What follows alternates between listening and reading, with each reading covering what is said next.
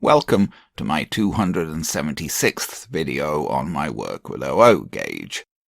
This video will be a bit of a wander. First I'll be getting a Dublo 3-rail Stanier 8F going by hooking it up with a newly acquired tender, and then I'll be trying out a number of Trix Wagons that I've acquired over the last little while to see if I can get all of those Trix Wagons running on my Dublo 3-rail tracks.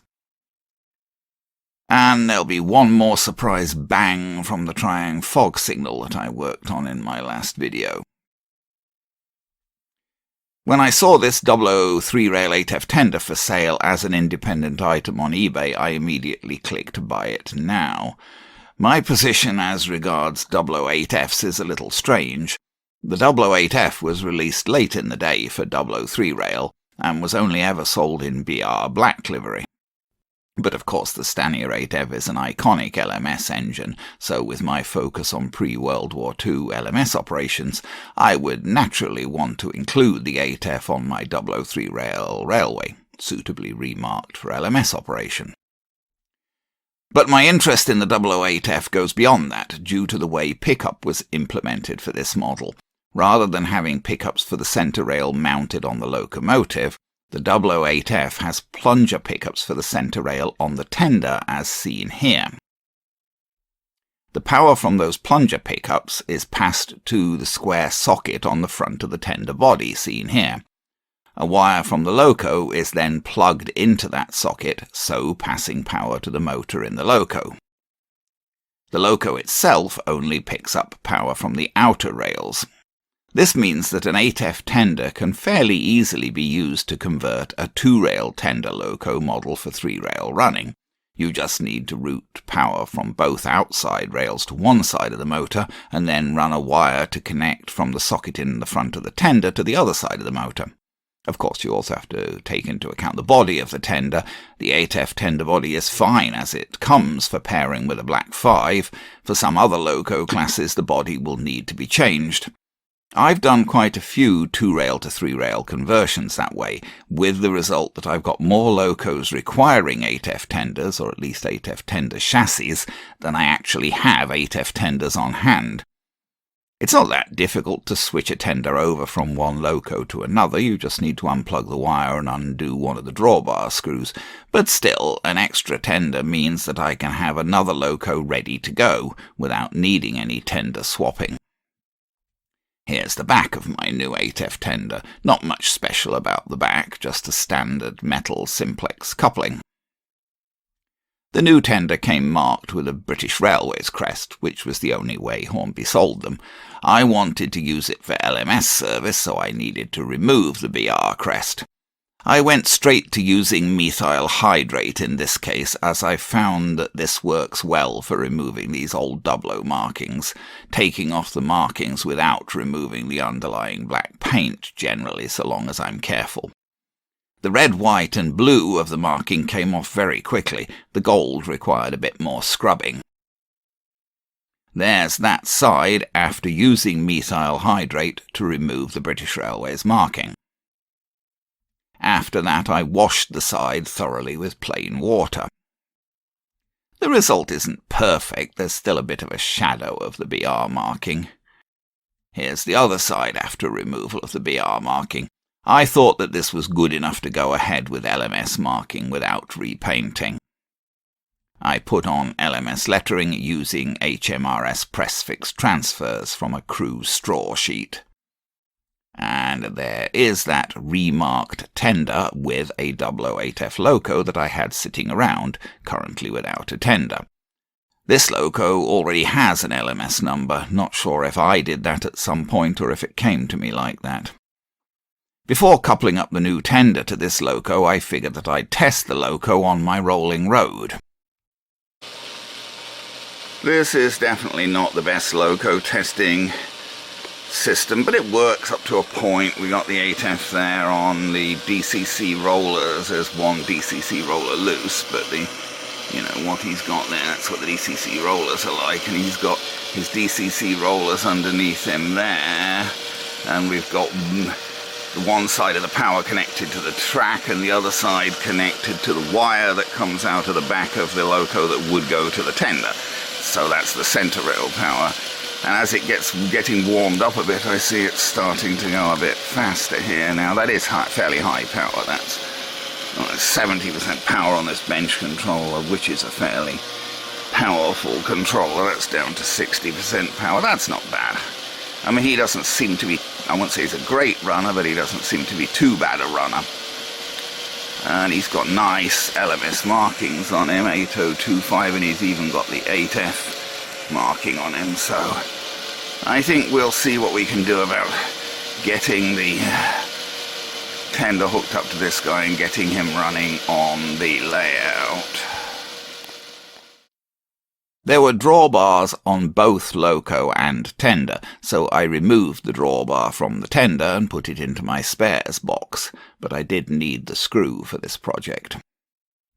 I coupled up loco and tender, plugging in the wire from the loco to the front of the tender. I got the loco onto my 3-rail tabletop for a running trial. Hey, let me just see if I can demonstrate this black 5, not black 5, I beg an 8F, united with a new tender running. Okay. Oh, I've cleaned and cleaned and cleaned that track underneath the... See, I sneakily left the fog signal back on, but I didn't stop for it. I suppose I should have stopped for it really, but I thought we'd get one more go out of that before I take it off and put it away. I'm not going to leave that permanently mounted on the way out, but I thought we'd get one more bang out of it, as it were. Okay, so there you go. We've got a sort of functional engine. Mind you, that's running at like 100% on the Gauge Master, so he needs rather more power than he should. Perhaps, let's see what we can... And of course, on lower power, he immediately gets stuck underneath the blithering. I don't understand what the problem with that is. That's 70%. He just... I don't think I can get him to go under this stupid tunnel at 70%. No, so I sneakily cranked him up to 100% there under the tunnel. Oh well. Anyway. I can't even remember, to be perfectly honest, whether I serviced this engine when I got it. I just pulled it out and coupled it up to the tender now, so I don't entirely remember its servicing status. Next, I turned my attention to Trix Wagons. I had a number of these on hand that I hadn't got around to trying to run. This wasn't one of those, strictly speaking, but since it was an older Trix model, I pulled it out to take part in this exercise. I did work on this model, and I ran it before. It came with electrics for a rear light, set up so that the light could be used for 3-rail or 2-rail running. I adapted the light pickups and wiring to work 3-rail, but the result wasn't actually useful on my Dublo tracks, as the pickups tended to cause short circuits, and the light wasn't really visible anyway. So I ended up removing the pickups and their associated wiring entirely. Like that, this brake van, which is die-cast, ran fine on my Dublo tracks. But I'd never got around to marking it for LMS service, so I did that now, putting LMS lettering on the sides using press-fix transfers. I used the smaller size of lettering as the ducket was rather small and the larger M would barely have fitted there. Here are all of the Trix Wagons that I wanted to try out. Apart from the brake van from the previous slide at bottom left here, I had never tried to run any of these wagons, and I was a bit dubious as to whether they would run properly on my Dublo 3-rail track, as I had previously worked on some Trix items that simply couldn't get over the Dublo points with the wheels as they came. For example, a small crane set and some short LMS coaches. These 6 wagons came to me boxed. I believe I bought these from British Model Trains in Cambridge, Ontario. Apart from the die-cast brake van at bottom centre, previously discussed, these are all Trix tin plate wagons, presumably of older manufacture than the boxed wagons with plastic bodies. I picked these up at various local train shows. Here are the bottoms of those wagons. They mostly have plastic wheels and axles, with the wheels and axles cast as a single part so that re-gauging is not possible. The die-cast brake van at top left and one of the tin plate wagons top centre came with metal axles. I was most doubtful as to whether the one-piece plastic axles and wheels would work okay on my Dublo tracks. Here are the plastic-bodied Trix wagons out of their boxes and on the bench. And here are the bottoms of those wagons. These all have metal axles. The brake van came fitted with tension lock couplings.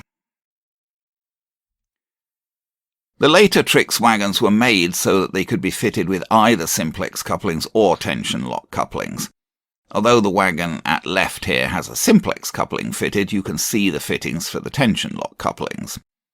In the case of the brake van at right, I believe that a previous owner fitted the tension lock couplings as they were held in place by rather clumsily glued pins. I wanted to run this brake van with my other Trix wagons on my 3-rail tracks, so I wanted to convert it back to using simplex couplings. Fortunately, I had a couple of simplex couplings of the type fitted to Trix wagons on hand. As mentioned, the tension lock couplings were rather messily glued in place. I pried the pins out with a screwdriver. There was also a lot of fluff caught up in the axles, which I did my best to remove. Here's the end of that van with the tension lock coupling removed. You can see the hole to which the simplex coupling is intended to be screwed, just sort of under the axle there. Here's the other end of that van after removal of the tension lock coupling. The gluing at this end was even messier. I took the wheels off as it was difficult to get at the mounting holes for the simplex couplings with the wheels in place. The pinpoint ends of the axles just fitted into holes in the plastic chassis and were removed by bending the chassis out slightly. I found appropriate screws and screwed on the simplex couplings. The couplings can pivot without shouldered screws, as shoulders are built into the mounting holes. I had to use 2.5mm screws, as 2mm screws would barely bite into the plastic of the holes. Here's that van with its wheels back on and now marked for LMS service with press-fix transfers. Again, I used a smaller sized lettering due to the small size of the ducket. I went on to try all of the Trix wagons on my Dublo 3-rail tabletop. I started by railing up all of the later plastic-bodied wagons behind the newly tendered 8F. Note that I used a Dublo 3-rail railer, a handy thing to have as you can't use 2-rail railers with 3-rail track. So I think these newer Trix wagons are running okay as a train. First time I ran them round, the brake van did derail, but I think that was probably because I never got it railed right in the first place. Let me just see if I can zoom in on that point. They do wobble perhaps a tiny bit going over the Dublo points, but barely. A lot of a lot of model railway stuff does wobble a bit going over couplings, but these are pretty steady, not bad. Finally, I think, touch wood, have got the train to run under the tunnel. That was done by bending the end of the 3rd rail track on the power track up. It seems like what the problem was that, well, maybe, oops, let's pick the controller up now and try and stop this guy. I'll show you in a minute. We'll just bring so far we've, the newer Trix stuff, not surprisingly, works. So we'll stop that a minute. I just want to show you what I mean about here. I had a constant problem with things stopping under the tunnel. And the basic problem was, see, this is my power track. I've got a curved power track here. awkward to use a straight powertrain. Now what I did was, this end here of the third rail was just a bit low. I just got hold of it with pliers or put a screwdriver underneath it and levered it up a bit. I mean, it is fixed there, but I managed to lever it up a bit, and I think that has done enough. That was what the problem was with it, because that was just a bit low there. The third rail pickups were not succeeding in picking it up as it went over there. Anyway, so there we go. We'll have a look at the older Trix stock next. I think I will anyway. We'll see what we can do. And I'm much less confident. If all of those older Trix wagons run without problems, I'd be surprised. I'm just trying to see how these older Trix wagons will run on the Dublo track. These two, the brake van, which I've tried before, that runs okay, and it seems like the cattle wagon there runs basically okay. With a bit of a slight wobble maybe, but not much. Now I've got the two Northeastern Open wagons that I bought at the most recent train show, I think it was. Whoops, sorry, that's just me shaking. Now these, well, they get round without derailing, but they do fairly distinctly wobble. Oh, see how that wobbles on the point? So I don't know how well they'll function in a train, but well, they're getting round. A little bit of a wobble. See that wobble there as he goes over the point, but it's not actually derailing. Certainly better than that crane set was when I first tried it. Now I'm going to try the two Charrington wagons. I'm maybe being a bit overcautious on this because I've had Trix stuff before. The crane set and the LMS coaches absolutely wouldn't run on this track, so, you know, I was just dubious. So far, these are running okay, though. Bit of a wobble on the Northeastern wagons, but nothing has. The only thing that's actually derailed so far was the brake van on my first run, and I don't think that was because of its wheels. I think that was probably just because I didn't get it railed right. Yeah, well, I mean, they're wobbling actually, I would say, less than the Northeastern wagons were. And lastly, for these ones I currently have on hand, the two Hinchcliffe wagons. The back one here is the only one of these newer set of old wagons that has metal axles. All of the others just have plastic axles with plastic wheels. You know, that's all one part, so you can't re-gauge them. This back one has been, I suspect, well, it might have come from Trix that way, or maybe someone else has fitted it. It's got plastic wheels, but with metal axles.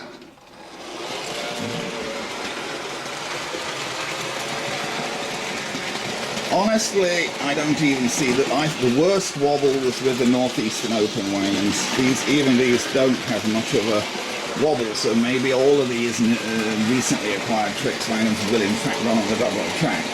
Although, as I say, if you look back to where I was working on the crane set and the LMS coaches, they definitely wouldn't run. But I don't see that any of these are threatening to derail at the moment. So, rather to my surprise, it appears that probably we'll see all of these Trix wagons can be run as a train. We'll see, I don't know.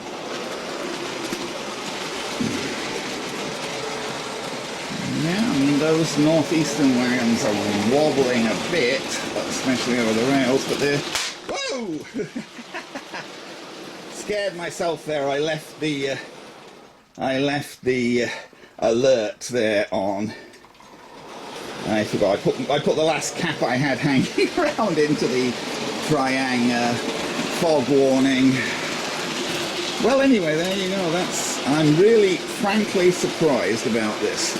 But good news, basically. All of these Trix wagons appear to be runnable on Dublo track without any alteration. Really, I haven't done anything to them, other than put LMS decals on the brake. Could put loads in them, haven't done that either at the moment, but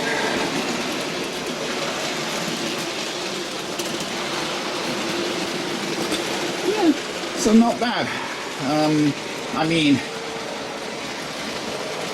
the scale of the front wagons is very dubious. I mean, they're really too short, I think. You know, it's only when you get to the later Trix wagons that they start getting them at a sensible sort of scale, really. But